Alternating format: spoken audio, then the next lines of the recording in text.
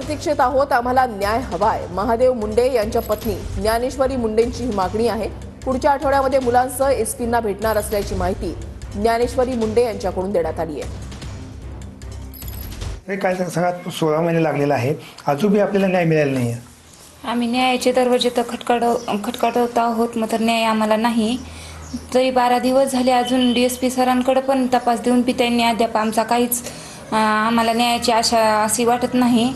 तरी पण आम्ही अजून SP सरांना अजून आशा आहे. आम्ही SP सरांना अजून भेट देणार आहोत. मंगळवारी जाताला आम्ही बीडला SP सरांना भेट द्यायला.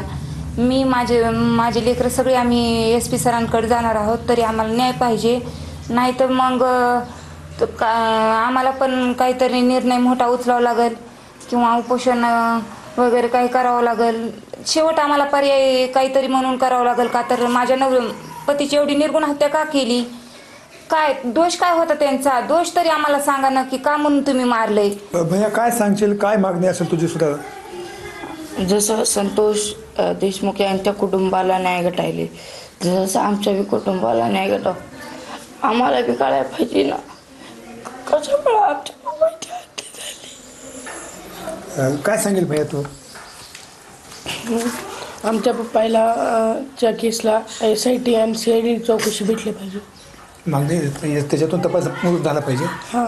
कॅमेरा पर्सन विकास मागून संभाजी मुंडे, न्याय मराठी, परळी, बीड.